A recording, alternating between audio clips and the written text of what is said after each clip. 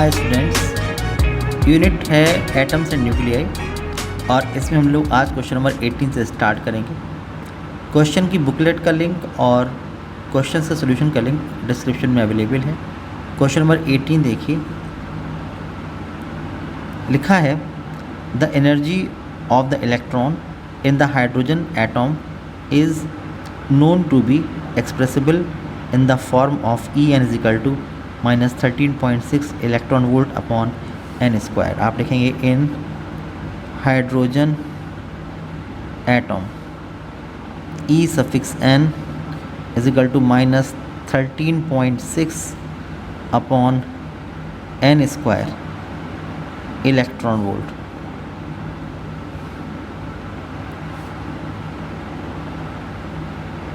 ये है, ठीक है। Where n is equal to 1 2 3 and so on, where n is equal to 1 2 3 4 and so on, क्योंकि जो एनर्जी स्टेट्स का नंबर होगा n की वैल्यू वो 1 2 3 4 एंड सो ऑन होगा। आप हैं 1.1 तो नहीं हो सकता, 1.5 तो नहीं हो सकता, ठीक है, तो होल नंबर होगा।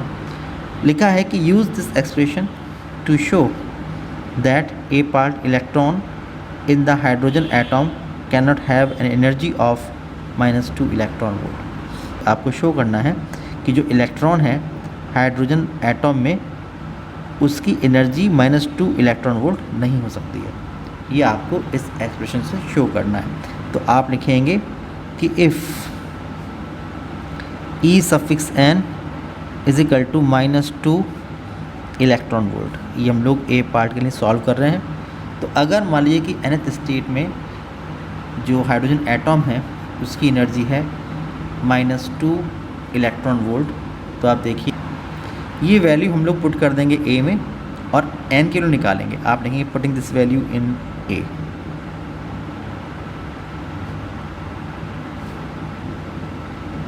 Putting this value in A we get, तो आपको मिलेगा कि -2 electron volt is equal to -13.6 electron volt और upon n square. Electron volt से इलेक्ट्रॉन वोल्ट कैंसिल, माइनस से ये माइनस कैंसिल, तो जो n स्क्वायर आएगा ये आएगा 13.6 और अपॉन 2 ये हो जाएगा, ठीक है। तो आप लिखोगे इसको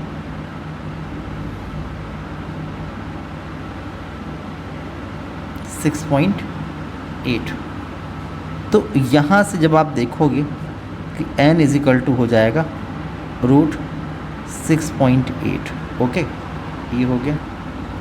जब आप लोग इसका रूट निकालेंगे तो n की वैल्यू आएगी 2.607, ये निकल के आएगी। और आप देखिए कि ये होल नंबर नहीं है, ये होल नंबर नहीं है। n की वैल्यू क्या होती है 1 2 3 4 एंड सो ऑन। तो इसका मतलब कि this value of n is not possible, this value of n is not possible, hence hydrogen atom cannot have energy of -2 electron volt. तो ये बात यहाँ से प्रूव हो जाती है, ओके। तो मतलब कहने का है कि कोई भी इलेक्ट्रॉन हाइड्रोजन एटॉम में -2 इलेक्ट्रॉन वोल्ट की एनर्जी को नहीं रख सकता है। उसके बाद देखिए इसका B part, spacing between the lines consecutive energy levels within the given set of observed hydrogen spectrum decreases as n increases.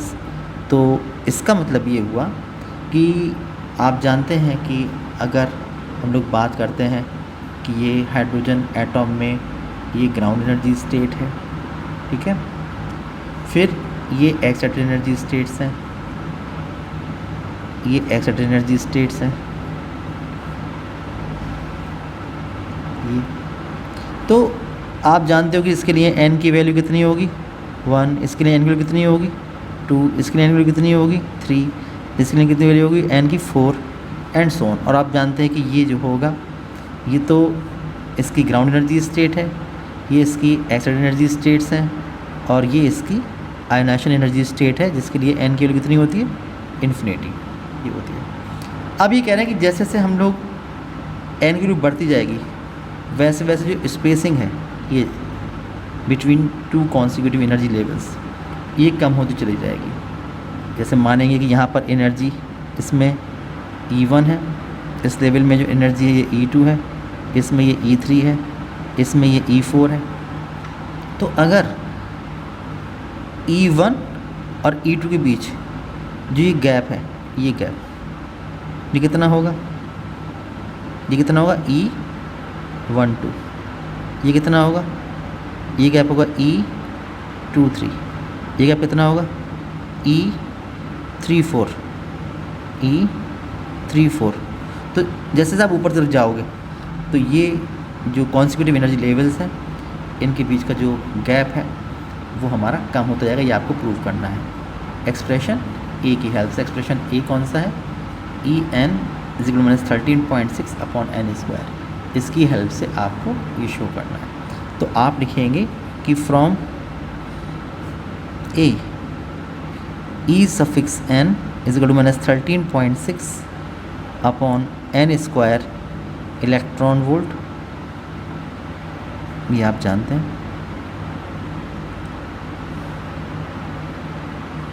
Where n = 1, 2, 3, 4 and so on. ठीक है, ये आप लोग पढ़ चुके हैं। यहाँ से हम लोग E1, E2, E3, E4 ये निकाल सकते हैं। आप लेंगे putting these values in E, putting these values in E. जब वैल्यू पुट करेंगे तो आप देखिए कि जो ये E1 मिलेगा ये होगा -13.6/1² इलेक्ट्रॉन वोल्ट। इसका मतलब कि -13.6 इलेक्ट्रॉन वोल्ट। जो E2 होगा ये होगा -13.6/2² इलेक्ट्रॉन वोल्ट। तो अपॉन 4 करेंगे तो -3.4 इलेक्ट्रॉन वोल्ट। फिर आप देखेंगे E3 ये होगा -13.6/3² इलेक्ट्रॉन वोल्ट, -13.6/9, और जब डिवाइड करेंगे तो आएगा -1.51 इलेक्ट्रॉन वोल्ट। फिर आप लिखेंगे E4 = -13.6/4² इलेक्ट्रॉन वोल्ट। तो -13.6/16 जब करेंगे तो ये निकल के आएगा -0.66 इलेक्ट्रॉन वोल्ट। ओके, उसके बाद अब आप लोगों को जो आपने ऊपर देखा था कि जो हमारे पास कॉन्सिक्यूटिव एनर्जी लेवल्स हैं ये इनकी जो स्पेसिंग इसकी हम लोग बात कर रहे हैं। तो आप क्या करोगे कि यहाँ से निकालोगे E2 - E1 करोगे तो E12 आ जाएगा। फिर E3 - E2 करोगे तो E23 आ जाएगा। फिर E4 - E3 करोगे तो E34 आ जाएगा। इस तरह से हम स्पेसिंग निकालेंगे। कैसे? पहले इससे निकालेंगे तो E12 = होगा कितना E2 - E1। जब E2 - E1 मतलब -3.4 और -13.6 तो आ जाएगा 10.2 इलेक्ट्रॉन वोल्ट। ठीक है, ये आ गया। फिर इसमें से और इसमें से देखेंगे तो आएगा E23। E23 = होगा E3 - E2। E3 की वैल्यू है -1.51 और -3.4। तो ये जो होगा प्लस का और ये माइनस का हो जाएगा तो आ जाएगा कितना 1.89 इलेक्ट्रॉन वोल्ट। फिर आप इसमें से और इसमें से देखोगे तो आपको जो गैप मिलेगा वो मिलेगा E34। E34 is equal to E3 minus E4 minus E3, ये मिलेगा। हायर एनर्जी स्टेट की energy minus lower energy state की एनर्जी लेते हैं हमेशा, तो होगा माइनस ये 0.85 आएगा, ये होगा। और जब आप इसकी वैल्यू पुट करेंगे तो माइनस 0.85 और माइनस ये 3 माइनस का 1.51 ये हो जाएगा। जब सॉल्व करेंगे तो ये माइनस का और ये प्लस का तो आएगा 0.66 इलेक्ट्रॉन वोल्ट। तो आप देखिए स्पेसिंग जो है यहाँ पर था 10.2, यहाँ पर था 1.89 और कम हो गया, 0.66 और कम हो गया। तो आप देखिए कि लगातार कम होता चला जा रहा है। तो इस तरह से आप देख सकते हैं, इट इम्प्लाइज दैट कि E12 ये ज़्यादा है, फिर इससे कम है E23, फिर इससे कम है E34। तो इस तरह से एंड सो ऑन। यहाँ पर भी आप और निकाल सकते हो, अगर आप चाहते हैं तो आप और निकाल सकते हो। यही बात हमें प्रूव करनी थी। आप देखिए लिखा है स्पेसिंग बिटवीन द लाइंस या consecutive energy level within the given set of observed hydrogen spectrum decreases as n increases। तो आप लिखेंगे कि spacing between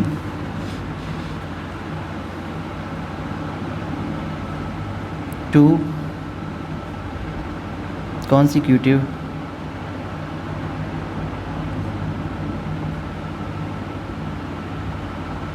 energy level decreases as n increases। तो यही बात आप लोगों को यहाँ से प्रूव करनी थी। क्वेश्चन नंबर 19 देखिए, लिखा है the energy of the electron in the hydrogen atom is known to be expressible in the form of En is equal to -13.6 electron volt upon n square, where n is equal to 1, 2, 3 and so on. Use this expression to show that A part लिखा हुआ है कि the electron in the hydrogen atom cannot have an energy of -6.8 electron volt, and B part is spacing between the lines, that is consecutive energy levels within the given set of observed hydrogen spectrum decreases as n increases। तो वही उस type question number 19 का first part देख लीजिए। 19 का ए part आप लिखेंगे कि in hydrogen atom E suffix n is equal to -13.6 upon n square electron volt,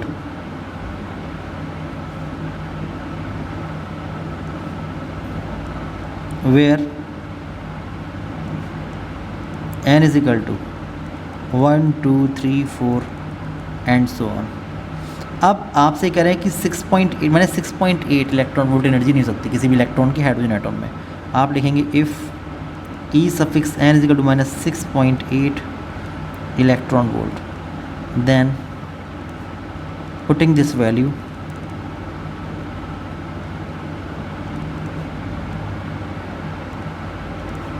in A we get, तो यहाँ पर होगा -6.8 electron volt is equal to -13.6 upon n square electron volt. Electron volt से electron volt cancel हो जाएगा, minus से minus cancel हो जाएगा। n square is equal to 13.6 upon 6.8, तो 2 टाइम्स हो जाएगा कैंसिल, तो n इज इक्वल टू होगा √2 यानी 1.414। और n की वैल्यू ये फ्रैक्शन में 1.414 नहीं हो सकती है, तो इसलिए this value of n is not possible,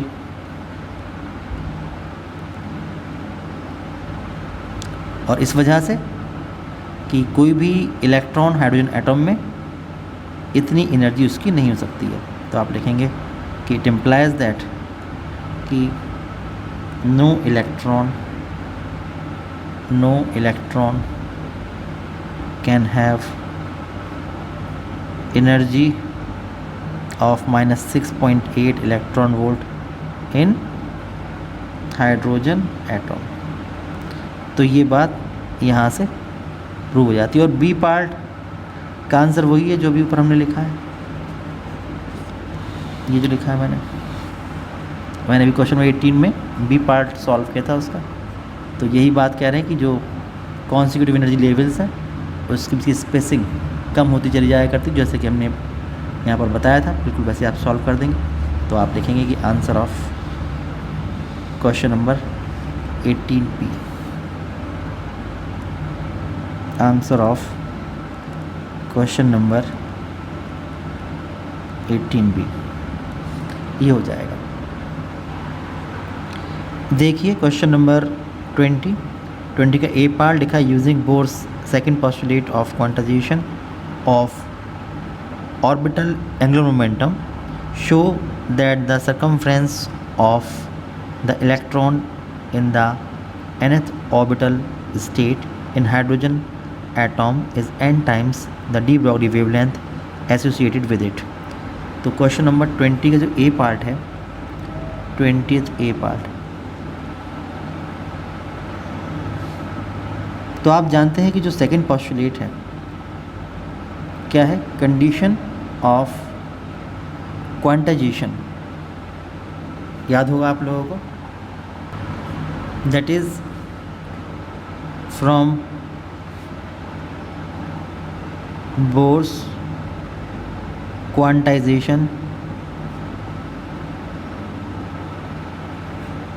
condition. क्या होती है वो कंडीशन?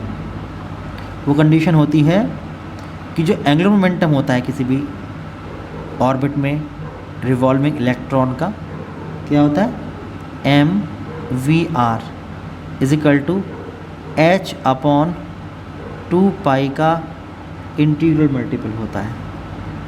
ये तो होता है, ये कंडीशन होती है वेयर n की वैल्यू कितनी होती है, पोल नंबर 1 2 3 4 एंड सो ऑन, ये होती है।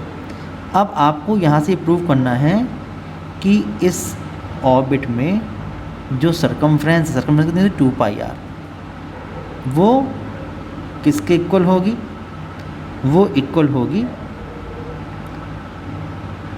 n times the de Broglie wavelength associated with it. तो आप जानते हैं कि डी ब्रॉगली वेवलेंथ होती है lambda suffix D equal to h upon P या h अपॉन mv। तो इस तरह से प्रोसीड करेंगे आप लोग। तो ये इक्वेशन नंबर 1 ये हो गया, और आप लिखेंगे n we know that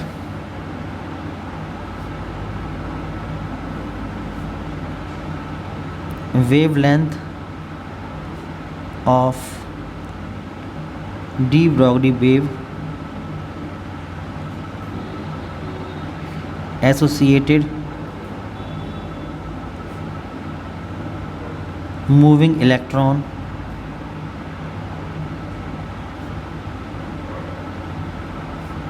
lambda suffix D is equal to या तो h अपॉन पी या h अपॉन एम वी,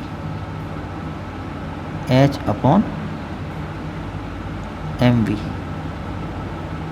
ये होता है। ठीक है, तो अब फ्रॉम 1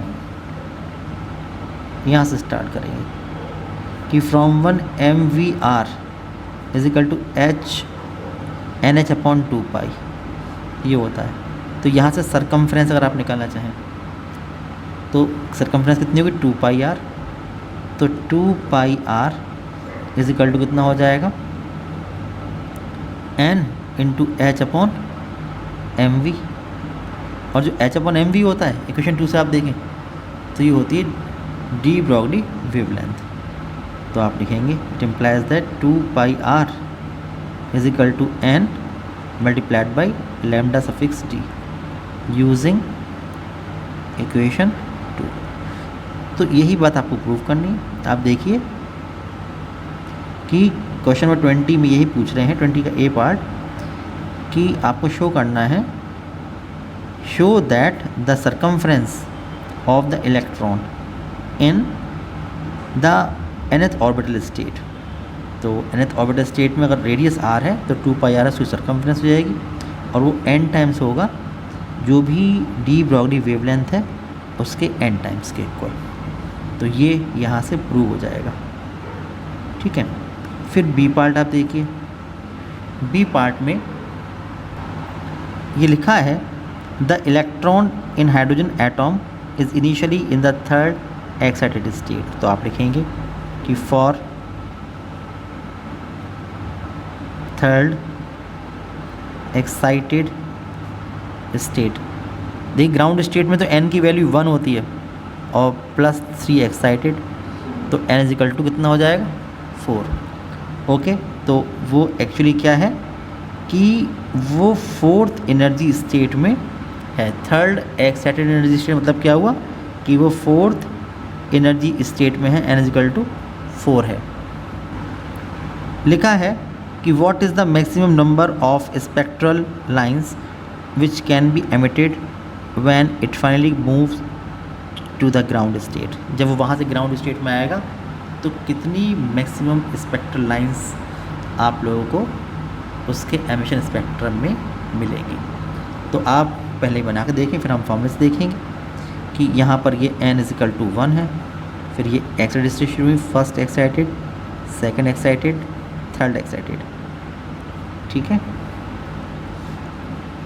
ये है ground energy state, ground energy state, ये है इसकी एक्साइटेड एनर्जी स्टेट्स,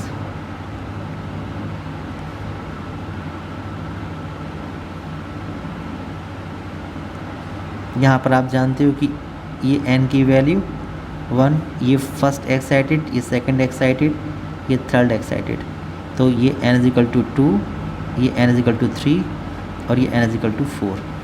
तो इनिशियली कहाँ पर है इलेक्ट्रॉन, यहाँ पर है। तो आप देखिए एक तरीका तो ये कि वो डायरेक्ट यहाँ से यहाँ आ जाए, एक तरीका ये है कि वो पहले यहाँ से यहाँ आए और फिर यहाँ से यहाँ आ जाए। एक तरीका हो सकता है कि वो पहले यहाँ से यहाँ आए और फिर यहाँ से यहाँ आ जाए, ठीक है। एक तरीका होता है पहले वो यहाँ से यहाँ आए, फिर वो यहाँ से यहाँ आए और फिर यहाँ से यहाँ आ जाए, ठीक है ना। तो कितनी लाइन मिली 1 2 3 4 5 6, तो यहाँ से आप देखा 6 लाइन आप लोगों को मिल रही हैं। तो number of spectral lines in emission spectrum कितनी हो गई 6। आप लोग फॉर्मूले से भी निकाल सकते हैं, आप लिखेंगे कि नंबर ऑफ स्पेक्ट्रल लाइंस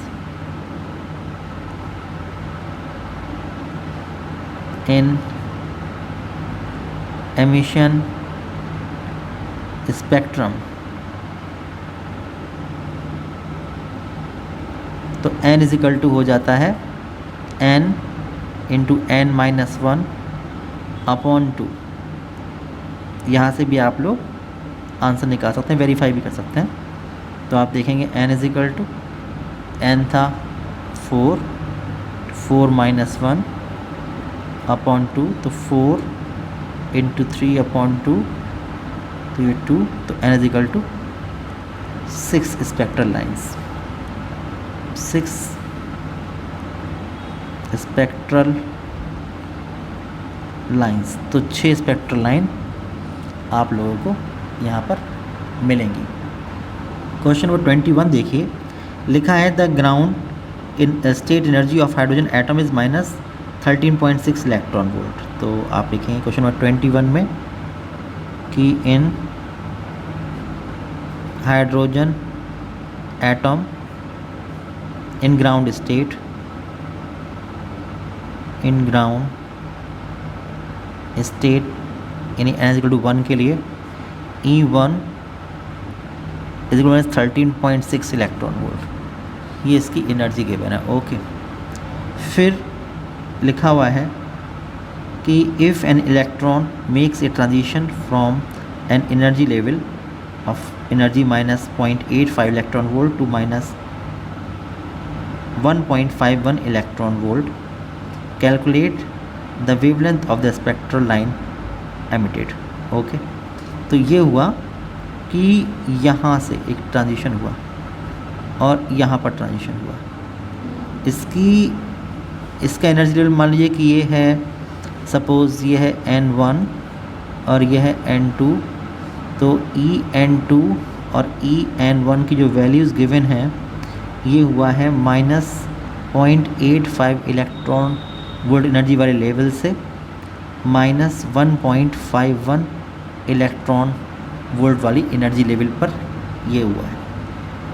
ठीक है, याद रखिए कि हमेशा ज़्यादा एनर्जी नेगेटिव में कम है तो पॉजिटिव में ज़्यादा है, तो ज़्यादा एनर्जी से कम एनर्जी पर ट्रांजिशन होगा। ठीक है, तो यहाँ से ट्रांजिशन अगर हो रहा है तो calculate the wavelength of the spectral line emitted. तो यहाँ पर इसके लिए आपको वेवलेंथ एमिटेड फोटोन जो है उसके लिए जो वेवलेंथ है उस लाइट की वो आपको यहाँ पर निकालना है। और फिर पूछ रहा है to which series of the hydrogen spectrum does this wavelength belong. तो निकाल सकते हैं हम लोग, कोई मुश्किल क्वेश्चन नहीं है। तो पहला पार्ट तो बहुत ही आसान है। आप देख रहे हैं कि हमारे पास अगर जो एमिटेड फोटोन है अगर उसकी एनर्जी E है तो जो एनर्जी E होगी EN2 माइनस EN1। तो आप लिखेंगे कि energy of emitted photon, energy of emitted photon, तो E इक्वल टू होगा EN2 माइनस EN1, ये हो जाएगी, इससे निकालोगे आप लोग तो E इक्वल टू हो जाएगा -0.85 माइनस -1.51।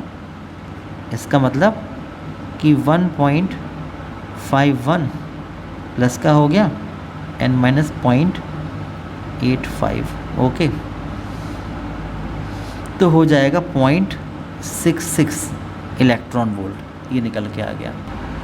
अब अगर आप फॉर्मूला यूज़ करेंगे या तो lambda equal to SC upon E, तो वहाँ से लैम्डा निकल के आएगा, लेकिन उसके लिए आपको पहले E कन्वर्ट करना पड़ेगा जूल में। और अगर चाहते हैं आप ऐसे निकल आए तो आपके पास एक और आसान सा फार्मूला है, आप लिखेंगे कि wavelength lambda is equal to 12375 upon E। अगर ये इलेक्ट्रॉन वोल्ट में है तो ये एंगस्ट्रॉम में आएगा, तो यहाँ से आप डायरेक्ट वैल्यू निकाल सकते हो एंगस्ट्रॉम में। तो आएगा 12375 अपॉन 0.66, ये इलेक्ट्रॉन वोल्ट में पुट किया तो आएगा 18750 एंगस्ट्रॉम। तो इतनी वेवलेंथ होगी जो यहाँ से ये एमिशन होगा, इस इलेक्ट्रोमैग्नेटिक वेव की जो वेवलेंथ होगी वो होगी 18750। अब बात ये आती है कि ये कौन सी सीरीज़ को बिलोंग करता है ये एमिशन। तो इसके लिए आप जानते हैं कि अगर जो ट्रांजिशन होता है वो 1 और हायर स्टेट के बीच में होता है तो लैमन सीरीज़, 2 और हायर के बीच में तो बामर सीरीज़, 3 और हायर के बीच तो पाशन सीरीज़, इसी तरह से 4 और हायर के बीच में ब्रैकेट सीरीज़, और 5 और हायर के बीच में तो फुंड सीरीज़, ये होती हैं। लाइमन, बामर, पाशन, ब्रैकेट, फुंड, ये आपको सीक्वेंस से याद होनी चाहिए। तो अगर हम लोग यहाँ से जो N1 और N2 की वैल्यूज़ हैं तो N1 की वैल्यू जितने नंबर पर आएगी वही सीरीज़ होगी। तो आप चाहें तो N1 और N2 दोनों निकाल सकते हैं। आप लिखेंगे कि in hydrogen atom E suffix n होता है कितना, इन्वर्सली प्रोपोर्शनल टू, लिख दीजिए En is inversely proportional to n square, ये मान के चलिए। और आपको यहाँ पर E1 गिवन ही है, ये गिवन है -13.6। तो यहाँ से हम लोग N1 और N2 की वैल्यू निकाल सकते हैं। आप लिखेंगे कि En1 upon E1 is equal to 1 upon N1 इसका होल स्क्वायर En1 की वैल्यू है -1.51 upon -13.6 is equal to 1 upon N1 इसका होल स्क्वायर।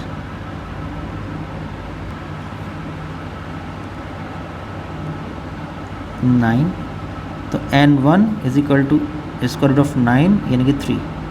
N1 आ गया 3, ठीक है, ये 3 आ गया। और ये देखो, इसको देखोगे आप लोग कि N2 कितना आया, तो आप लिखोगे इसी वाले फॉर्मूले से कि En2 upon E1 is equal to 1 upon N2 इसका होल स्क्वायर। तो En2 वैल्यू है -0.85 अपॉन -13.6, इससे ये कैंसिल और 1 अपॉन N2 इसका होल स्क्वायर, तो ये हो गया 16। तो N2 इज इक्वल टू हो गया स्क्वायर रूट ऑफ 16, तो हो गया 4। तो ट्रांजिशन कहाँ से कहाँ हुआ है, आपने कैलकुलेशन करी है, तो ट्रांजिशन आप देख रहे हैं, ट्रांजिशन जो हुआ है वो ये हुआ है, देखो 4 से 3 पर। तो यहाँ पर मिनिमम नंबर कौन सा है, मिनिमम नंबर है 3। तो 3 पर कौन सी सीरीज आती है, लाइमन, बामर, फिर पाशन। तो क्योंकि ट्रांजिशन जो हो रहा है वो 3 से 4 पर हो रहा है, उसमें 3 नंबर देखा जाएगा और 3 नंबर पर होती है पाशन सीरीज़। तो ये फर्स्ट मेंबर होगा पाशन सीरीज़ का। आप लिखेंगे कि transition of electron is from n is equal to 4 टू n इज इक्वल टू 3। तो यहाँ पर ये 3 देखा जाएगा। So this is first member of Paschen series.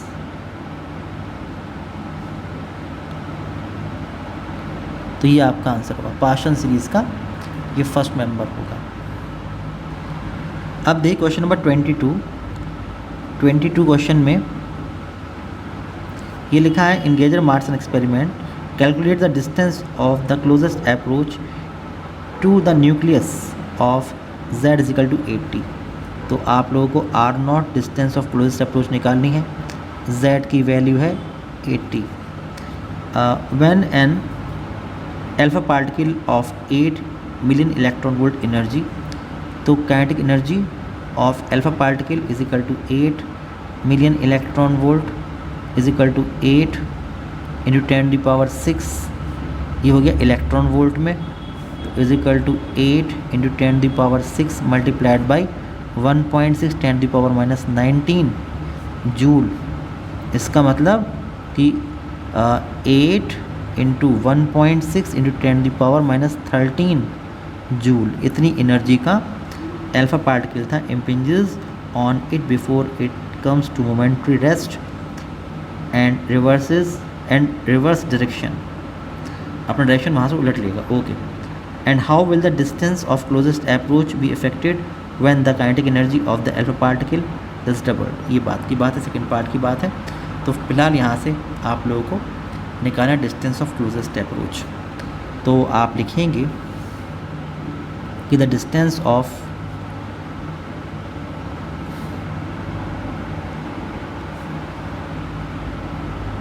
closest approach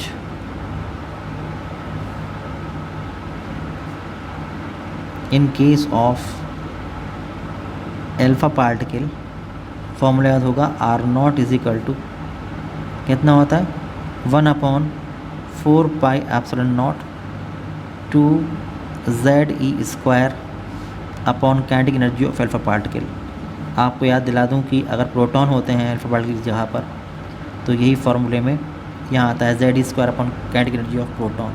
बस वैल्यू पुट करनी है और सिंपली आपका आंसर आ जाना चाहिए। इसकी वैल्यू होती है 9 into 10⁹ multiplied by 2 into Z की जगह 80 मल्टीप्लाइड बाई 1.6 10⁻⁻19 इसका होल स्क्वायर, इलेक्ट्रॉन का charge divided by kinetic energy of alpha particle is 8 into 1.6 10⁻⁻13 तो यहाँ से आप सॉल्व करेंगे इसको तो आप लोगों को मिलेगा, ये 10 हो जाएगा और -38 ये, और 38 में बाकी माइनस के 16 में से एक कम कर देंगे, माइनस के 15, तो इंटू 10⁻⁻15 ये हो जाएगा। और 1.6 से 1.6 बार कैंसिल, 1.6 3.2 28.8 इतने मीटर, या यही हुआ ना 2.88 इंटू 10⁻⁻14 मीटर, ये आपका आंसर आ जाएगा। और सेकंड पार्ट में आपसे कह रहे हैं कि इफ़ जो अल्फा पार्टिकल काइनेटिक एनर्जी है अगर उसको डबल कर देंगे, doubled, if K alpha dash is equal to twice into K alpha, तो फिर जो new distance of closest approach है वो कितनी हो जाएगी। तो आप यहाँ से देख रहे हैं कि वी हैव यहाँ इस वाले फॉर्मूले से कि R0 is inversely proportional to K suffix alpha. तो अगर आप देखो कि जो काइनेटिक एनर्जी वो डबल हो जाएगी, तो जो नई डिस्टेंस ऑफ क्लोजेस्ट अप्रोच है वो हाफ हो जाएगी। तो R0 dash is equal to 1/2 into R0, 1/2 multiplied by 2.88 into 10⁻⁻14 metre, तो ये हो जाएगा 1.44। तो R0 dash is equal to हो जाएगा 1.44 इंटू 10⁻⁻14 मीटर, तो ये इसका आंसर हो जाएगा। क्वेश्चन नंबर 23 देखिए, इस तरह क्वेश्चन अभी कराया मैंने। लिखा है the ground state energy of hydrogen atom is -13.6 electron volt if an electron makes a transition from energy level -0.85 electron volt to -3.4 electron volt, calculate the wavelength of the spectral line emitted, to which series of the hydrogen spectrum does the wavelength belong। तो इस question को करने के लिए question number 23, तो आप लिखेंगे कि in ground state of hydrogen atom, in ground state of hydrogen atom E1 -13.6 electron volt, एक ट्रांजिशन हुआ यहाँ से यहाँ, इसकी एनर्जी है -0.85 इलेक्ट्रॉन वोल्ट, इसकी है -3.4 इलेक्ट्रॉन वोल्ट। इसको मान लीजिए ये N1 है, इसको मान लीजिए ये N2 है। ट्रांजिशन यहाँ से हुआ तो इसकी एनर्जी आप मानिए कि ये En2 है, इसकी एनर्जी आप मानिए ये En1 है। यहाँ से यहाँ पर जब ये इलेक्ट्रॉन ट्रांजिशन होगा तो मान लीजिए जो फोटोन यहाँ से एमिट होगा, इसकी एनर्जी होगी E, वेवलेंथ होगी लैम्डा। इस तरह क्वेश्चन बिल्कुल भी थोड़ा पहले सॉल्व किया है। तो आप लिखेंगे energy of emitted photon, energy of emitted photon, तो E इज इक्वल टू हो जाएगा this energy minus this energy, यानी En2 minus En1 is equal to -0.85 minus 3.4, तो E इज इक्वल टू हो जाएगा 3.40 माइनस 0.85 इलेक्ट्रॉन वोल्ट। इसको solve करेंगे आएगा 2.55 इलेक्ट्रॉन वोल्ट। फिर आप लोग लिखेंगे कि फ्रॉम फार्मूला वो लगा देंगे lambda is equal to 12375 upon E। अगर ये इलेक्ट्रॉन वोल्ट में है तो ये एंगस्ट्रॉम में आएगा डायरेक्ट। आपके पास ऑलरेडी अवेलेबल है इलेक्ट्रॉन वोल्ट में E की वैल्यू, आप लगा सकते हैं। आप लोग चाहें तो lambda equal to H C upon E भी यूज़ कर सकते हैं, लेकिन वहाँ पर ई की वैल्यू आपको जूल में लगानी पड़ेगी। यहाँ पर हमारे पास ऑलरेडी इलेक्ट्रॉन वोल्ट में अवेलेबल है, तो यहाँ पर यूज़ कर सकते हैं। तो 12375 अपॉन 2.55 इतना एंगस्ट्रॉम आएगा। इसको सॉल्व आएगा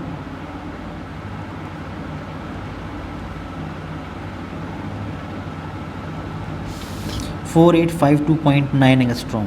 तो ये आंसर निकल के आपके पास आ गया। अब ये पूछ रहे हैं कौन सी सीरीज़ का मेंबर है। तो आप देखो कि यहाँ से ट्रांजिशन यहाँ पर हो रहा है, तो ये लोअर एनर्जी स्टेट है, N1 मिल जाए तो हमारा काम चल जाएगा। तो आप जानते हो कि in hydrogen atom En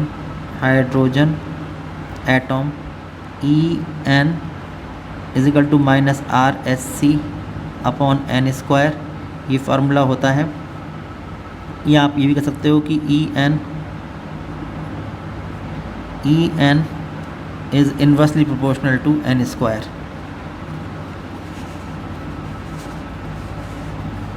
E suffix n is inversely proportional to n²। यहाँ से अगर आप देखोगे तो आप लिख सकते हो कि E1 upon En1 is equal to n1 upon 1²। तो E1 की वैल्यू -13.6 और En1 ये है मेरे पास, देखो ये है -3.4। तो यहाँ पर लगाएंगे -3.4। इलेक्ट्रॉन वोल्ट में है दोनों, n1² इससे 4 टाइम्स, तो इसने n1 is equal to square root of 4। इसका मतलब n की वैल्यू, n1 की वैल्यू आएगी 2। और इस तरह से जब आप यहाँ से देखेंगे इस वाले n2 की वैल्यू देखेंगे तो इसी वाले फॉर्मूले से आप लिखोगे कि E1 upon En2 is equal to n2 upon 1 इसका होल स्क्वायर। वैल्यूज़ पुट करेंगे -13.6 अपॉन, और ये है माइनस का 0.85। ओके, ये गिवन है। तो ये हो जाएगा n2 का स्क्वायर, इससे कैंसिल हो जाएगा और ये आएगा आपका 16। तो n2 is equal to root 16। तो ये हो गया 4। तो आप देखो ये ट्रांजिशन हुआ है, ये ट्रांजिशन कहाँ से कहाँ हुआ है।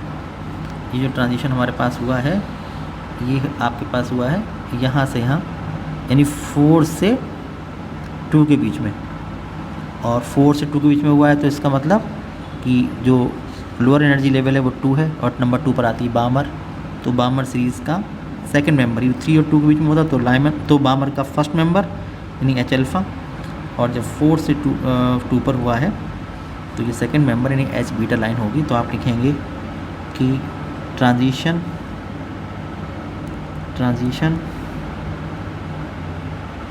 Of electron is from n is equal to 4 to n is equal to 2.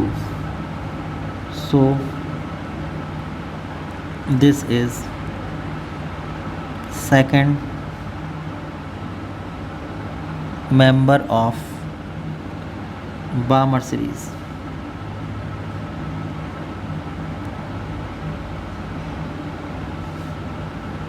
That is H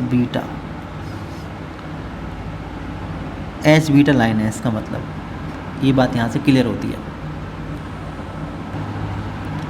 question number 24 देखिए, लिखा था electron in A given Bohr orbit has a total energy of -1.5 electron volt. Calculate its kinetic energy और we bar potential energy. तो आप लिखेंगे 24th question में कि इन nth Bohr's orbit total energy of electron, तो En -1.5 इलेक्ट्रॉन वोल्ट। ये given है, ठीक है। अब आपसे पूछ रहे हैं कि कैलकुलेट इट्स काइनेटिक एनर्जी। तो आप देखो ये सब बातें हम लोग ऑलरेडी कर चुके हैं कि जो काइनेटिक एनर्जी होती है उसी ऑर्बिट के सफिक्स एन में वो उतनी ही पॉजिटिव होती है जितनी टोटल एनर्जी नेगेटिव होती है। या आप कह सकते हो कि K suffix n is equal to minus of E suffix n, ये आप कह सकते हो। जब आप लोग सॉल्व करोगे इसको तो क्या आएगा कि K suffix n is equal to minus of minus 1.5 that is plus 1.5 electron volt. ये आपका आंसर आ जाएगा। ऐसे ही हम लोग जो बी पार्ट की बात कर रहे हैं पोटेंशियल एनर्जी की, तो आप जानते हैं पोटेंशियल एनर्जी जो होती है, potential energy U suffix n जो होती है वो डबल होती है टोटल एनर्जी की।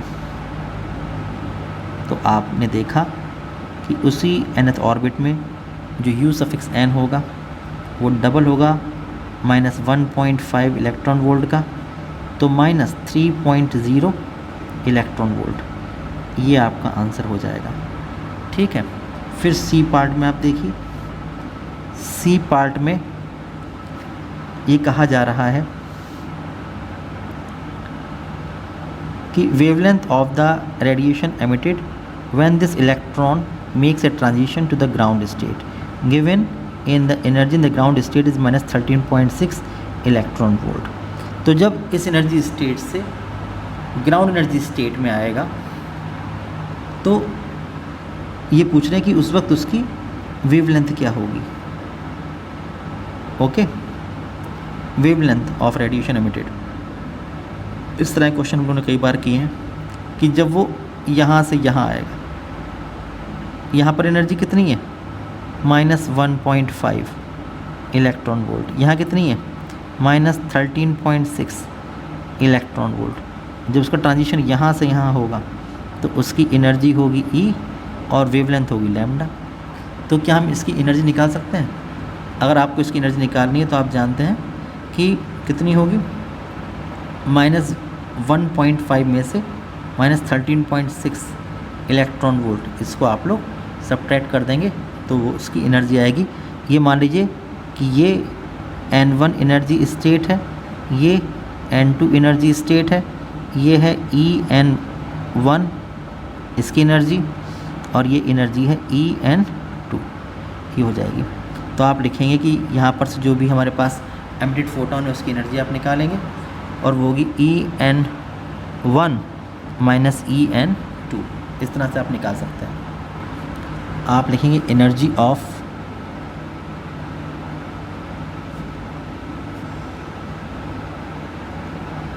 Emitted photon E is equal to EN1 minus EN2। जो फिगर मैंने बनाया था उस फिगर से आप समझ लेंगे।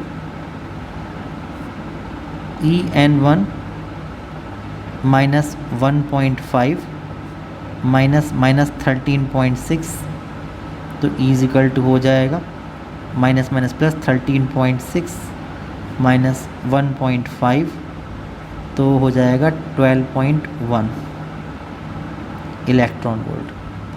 या तो इसको जूल में कन्वर्ट करिए और फॉर्मूला लगाइए lambda is equal to SC upon E, तो लैम्डा मीटर में आएगा। अदरवाइज़ आप लिखेंगे कि wavelength of emitted radiation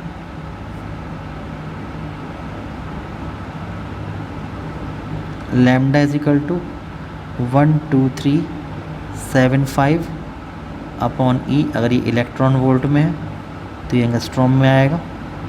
value put करेंगे आप लोग तो 12375 अपॉन ई है 12.1 इतना एंगस्ट्रॉम। जब सॉल्व करेंगे तो 1022.7 एंगस्ट्रॉम, ये आपका आंसर निकल के आ जाएगा। क्वेश्चन नंबर 25 देखिए, लिखा है state any two postulates of bourse theory of hydrogen atom. तो आप थ्योरी की हालांकि बात है, मैं आपको याद दिला दूं कि postulates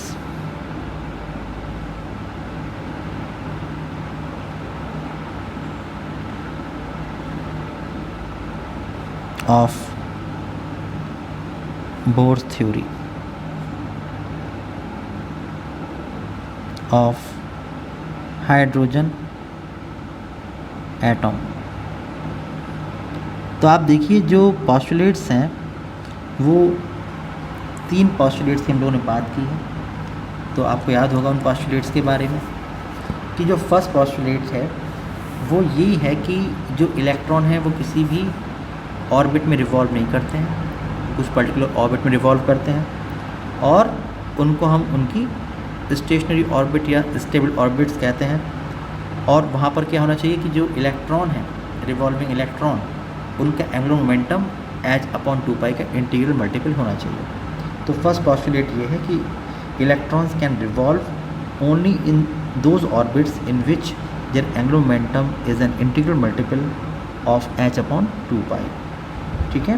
if the mass of the electron be m and it is revolving with velocity v in an orbit of radius small r, then क्या होना चाहिए कि जो एंगुलर मोमेंटम है mvr वो h/2π का इंटीग्रल मल्टीपल होना चाहिए और इसको बोलते हैं बोर्स क्वांटाइजेशन कंडीशन। तो फर्स्ट पॉस्टुलेट यही है।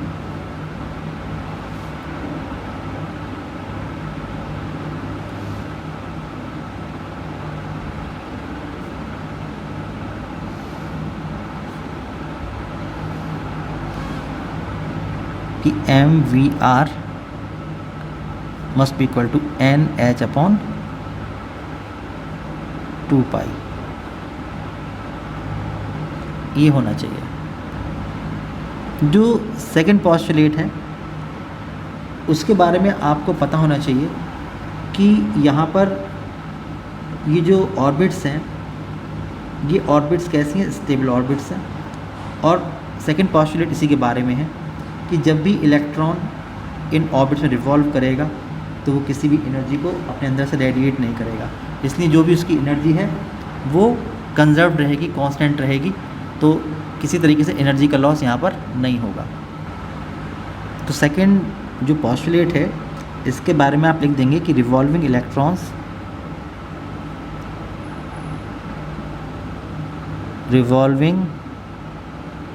Electrons do not radiate energy in the form of electromagnetic radiations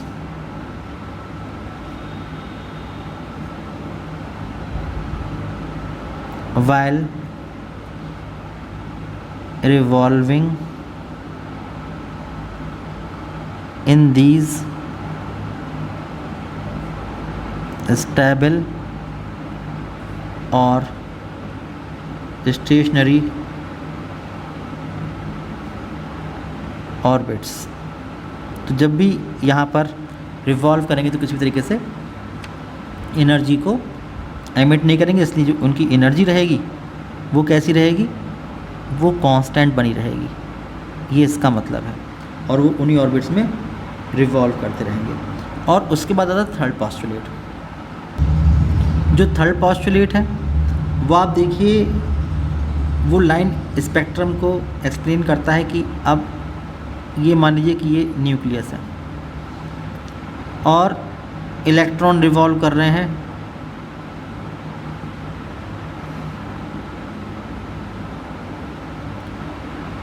अगर कोई भी इलेक्ट्रॉन अभी यहाँ रिवॉल्व कर रहा है और इसको एनर्जी मिलती है, जब एनर्जी मिलती है तो ये इलेक्ट्रॉन एनर्जी को लेकर पहुँच जाता है यहाँ पर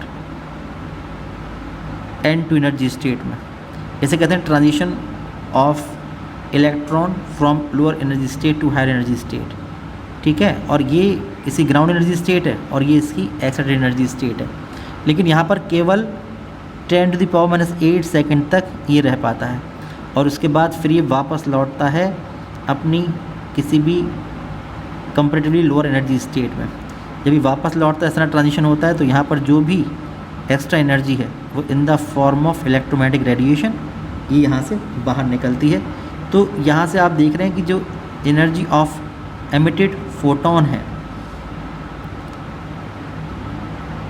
एनर्जी ऑफ एमिटेड फोटोन कितनी है, एच न्यू, अगर उसकी फ्रीक्वेंसी न्यू है तो ये हो जाएगा किसके इक्वल। अगर इसमें एनर्जी मान लीजिए कि ये E1 एनर्जी थी, यहाँ पर एनर्जी E2 थी, तो हो जाएगा E2 माइनस E1। तो यहाँ से आप फ्रीक्वेंसी निकाल सकते हैं। जो फ्रीक्वेंसी निकल के आएगी न्यू इज इक्वल टू वो होगा E2 minus E1 upon H. तो इस तरीके से आप देख रहे हैं कि एक पर्टिकुलर फ्रीक्वेंसी की लाइन आप लोगों को मिलेगी। तो जो थर्ड पॉस्टुलेट है, इस थर्ड पॉस्टुलेट की हेल्प से हम लोग लाइन स्पेक्ट्रम को एक्सप्लेन कर सकते हैं। तो ये तीनों पॉस्टुलेट्स आप लोग पढ़ चुके हैं थ्योरी में।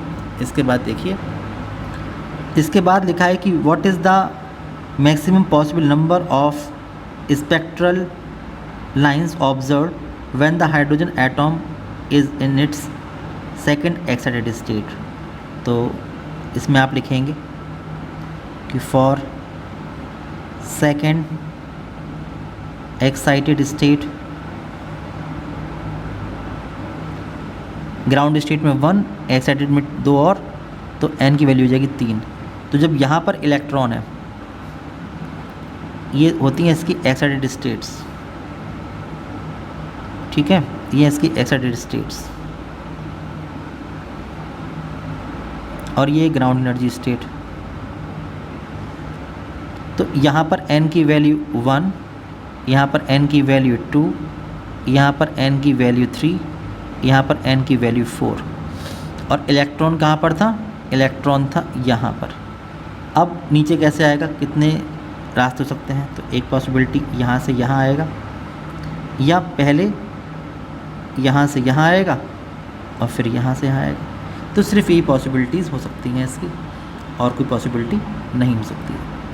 आप जानते हैं कि यहाँ पर जो एनर्जी होती है हाइड्रोजन एटम की हम बात कर रहे हैं, अगर मान लो कि यहाँ पर पहले बता दूँ आप लोगों को कि ये है इसकी excited energy states, excited energy states, और ये था ये फर्स्ट एक्साइटेड, ये सेकंड एक्साइटेड, ये थर्ड एक्साइटेड, और ये था सेकंड एक्साइटेड स्टेट में। तो यहाँ से यहाँ आएगा डायरेक्ट, या यहाँ से यहाँ, फिर यहाँ से यहाँ। तो आप देखिए 3 लाइनें मिलेंगी जब वो सेकंड एक्साइटेड स्टेट से ग्राउंड एनर्जी स्टेट में आता है, ग्राउंड एनर्जी स्टेट इसमें आता है। अब नंबर ऑफ स्पेक्ट्रल लाइंस यहाँ पर 3 मिल रही हैं, फार्मूला से निकाल सकते हैं आप लोग। Number of maximum spectral lines in emission spectrum,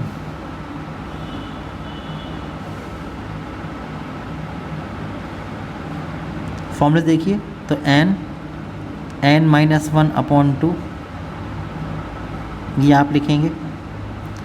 तो n की जगह हो जाएगा 3 माइनस 1 अपॉन 2, तो 3 इंटू 2 अपॉन 2, इससे कैंसिल, तो 3 लाइन मिलेंगी आप लोगों को, 3 स्पेक्ट्रल लाइन। तो यहाँ से भी 3 आ रहा है, यहाँ से भी 3 आ रहा है, वेरीफाई हो गया। उसके बाद फिर आपसे ये कहा जा रहा है कि जस्टिफाई आंसर, जस्टिफाई भी कर दिया, लिखा है कैलकुलेट थर्ड पार्ट। देखिए थर्ड पार्ट लिखा है calculate the ratio of the maximum and minimum wavelength, lambda maximum upon lambda minimum of the radiations emitted in this process. तो इस प्रोसेस में आप देख रहे हैं कि यहाँ पर इस ट्रांजिशन के लिए तो E मैक्सिमम है और इसके लिए E मिनिमम है।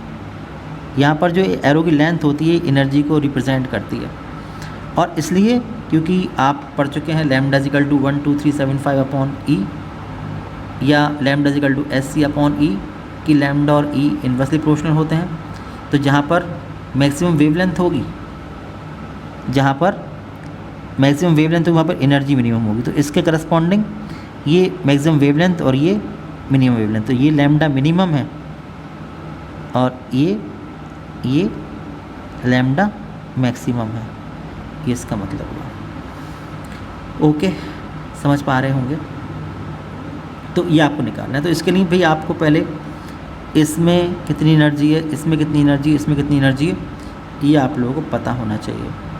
तो आप लिखेंगे कि for hydrogen atom we have कि En is equal to -13.6 upon n square electron volt. तो यहाँ से आप निकालोगे कि E1 इज इक्वल टू हो जाएगा -13.6 upon 1 square is equal to -13.6 electron volt. E2 is equal to हो जाएगा -13.6 अपॉन 2 स्क्वायर, तो हो जाएगा 3.4 इलेक्ट्रॉन वोल्ट। फिर E3 इज इक्वल टू हो जाएगा -13.6 अपॉन 3 स्क्वायर यानी 9 -1.51 इलेक्ट्रॉन वोल्ट, ये हो जाएगा। फिर अगर आप यहाँ से देखोगे कि E मिनिमम और E मैक्सिमम, यहाँ से अगर आप देखोगे तो E मैक्सिमम जो होगा वो कब मिलेगा आप लोगों को, वो मिलेगा यहाँ E3 माइनस E1, E3 कितना है -1.51 और -13.6, ठीक है। तो 13.60 माइनस 1.51 तो हो जाएगा 12.09 इलेक्ट्रॉन वोल्ट। और जो E मिनिमम आएगा, E आप देखोगे तो जो E मिनिमम आएगा, देखो भाई वो इसके लिए है, ग्राफ से भी देखते समझते चलिए। ये E minimum E3 minus E2, okay, तो हो जाएगा E3 माइनस E2। E3 है -1.51 और -3.4, तो हो जाएगा 3.40 माइनस 1.51, तो हो जाएगा कितना हो जाएगा 9, यहाँ हो जाएगा 8, ये हो जाएगा 1.89 इलेक्ट्रॉन वोल्ट, ठीक है। तो अब आप जब यहाँ से आपने निकाल लिया, फिर आप लिखेंगे from lambda is equal to 12375 upon E। यहाँ से आप देखोगे तो आप लिखोगे कि lambda maximum upon lambda minimum is equal to 12375 upon E minimum upon 12375 upon E maximum. तो इससे ये कैंसिल, तो E maximum upon E minimum, तो E मैक्सिमम था 12.09 डिवाइडेड बाई 1.89, इसको डिवाइड करेंगे तो आंसर आएगा 6.39। तो ये रेशो निकल आएगा इस तरह से। तो आप देख सकते हैं कि क्वेश्चन मुश्किल नहीं है इसके, अगर आपको फॉर्मूले याद हैं तो सारे क्वेश्चन आपके हो सकते हैं। आज के इस वीडियो में इतने रखते हैं, नेक्स्ट वीडियो में इसका एक क्वेश्चन डिस्कस करेंगे। तब तक के लिए बाय बाय।